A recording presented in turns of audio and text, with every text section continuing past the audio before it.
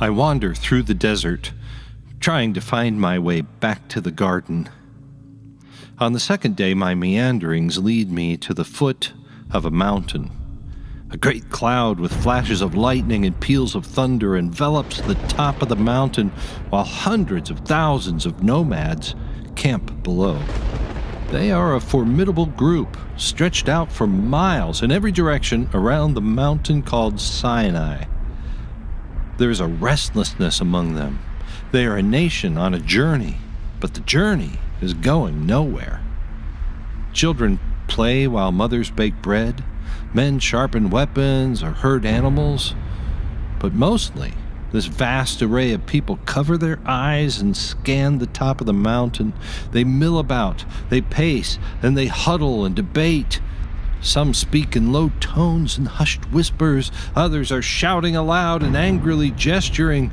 But somehow Sinai both comforts and disturbs them all. Eventually, I begin to piece the story together. These people are the children of Israel, and they've been camped around the foot of Mount Sinai for more than a month. Moses, their leader, has climbed the mountain and entered the cloud, supposedly to hear from God and bring down his word to the people. In the meantime, every day they eat what they call whatchamacallit, manna for short. It seems that God has provided this food for them every day without fail for months now. Their water comes from a rock. This is an incredible time in human history. Never before and never again has God ever involved himself so directly in providing for an entire nation of people. God has led the children of Israel to this holy place. They have seen a thick cloud, heard a loud trumpet, felt the deep rumblings, and are told the warnings. No one is to climb this mountain. No one is to touch it. The Holy One manifests his great presence and allows only Moses and his assistant to join him there. The people are in awe. Yet, this has taken Moses longer than was expected. Much longer. He climbed the mountain and entered into the sacred cloud while the people trembled in awestruck terror in the base camp below. But as days turned into weeks, the silence from God has gotten a bit unnerving. One of the men lets me read his journal. Day 1. Rumblings and awe. We all watched as Moses entered the cloud. Fantastic! God is awesome! Day 2. Most of us waited for Moses to return with a word from God, but were disappointed. Day 3. No sign of Moses. We wait. Day 4. Tried a new manna recipe. Tasted like coriander seeds and honey, just like every other recipe. No word from Moses. Day 5. Hot, dry. Chance of precipitation, 0%. Chance of boredom, 100%. Day 6. Nothing to report. Day 7. It has been a week, but no word from God yet. Day 8. Still waiting. Day 9. Saw a Canaanite spy today. Big guy. Real big. Kinda creepy. Hope Moses hurries. Day 10. Nothing. Day 11. One of the lookouts called that he perhaps saw Moses emerging from the mist. Everyone came running, but it was a false alarm.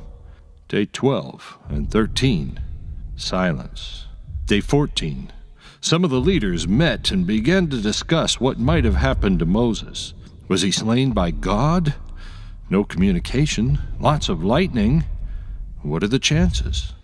Day 15, 16, and 17. No change in the weather. Surprise. Day 18, 19, and 20. Still nothing. Day 21. Still getting manna. Water is holding out, but no word from God. Day 22. Another meeting of some of the prominent families.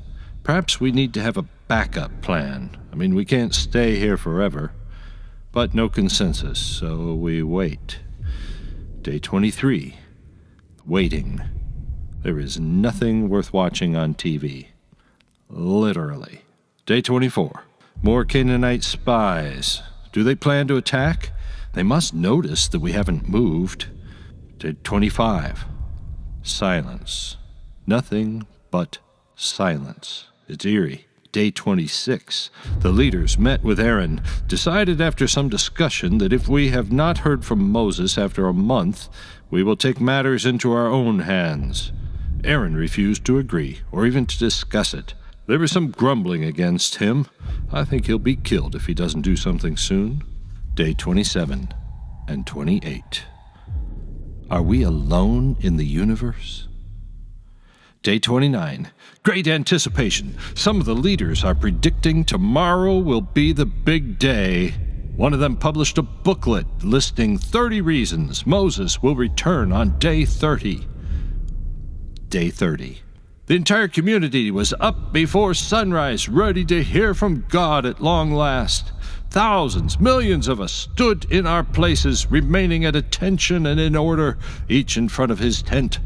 There we stayed until well after the sun went down. Disappointed and confused, families gave up their vigil one at a time until there was silence and darkness over the camp. Day 31. Still a cloud and sound from the mountain, but most of us have concluded that Moses is dead. Day 32 and 33. Depressed and impatient. This is getting ridiculous. Day 34. The grumbling increases against Aaron. Impatience grows. Day 35. With no word from God, the people are divided. Some want to return to Egypt. Others want to wait. Others want to move on. Most of those who want to move on into the land say we need divine guidance. But how will we get that? Has God abandoned us? Day 36. More arguments, more planning, more theories, more confusion. Day 37. Mutiny? Anarchy? New leaders? We need to do something or our enemies will figure out that we're just a bunch of nomads with no leader out here. Day 38. At last, some progress and unity. Still no sign of Moses. Aaron will meet with the leaders tomorrow. Day 39. After some discussion, Aaron, our high priest, agrees to make us a golden calf like we had in Egypt. As soon as the word got out, people came pouring in with offerings of gold for the statue. After all, we got the gold from the Egyptians, thanks to God's favor. Aaron fashioned the idol, and some started shouting, "These are your gods, O Israel, who led you out of Egypt." Aaron says God's name is Yahweh, and that tomorrow there will be a festival to him. At last! Day 40, noon. Early in the morning, the people all arose to make offerings to Yahweh. We gave offerings just as we had learned from the Egyptians, and as other nations do around here. Then we got up, ate and drank, and started with music and dancing and celebration. A good Egyptian cover band played. Rock music, of course. At last, we were doing something, hearing something, experiencing something. So much better than all that silence. Day 40, evening. Oops. 40 days of silence, and Israel can't handle it. Indirect providence is not enough for them. They were designed for fellowship with the divine, and when they don't have it, they make up substitutes. It only took 40 days of silence for Israel to replace God with something that worked on their timetable. How long can I go?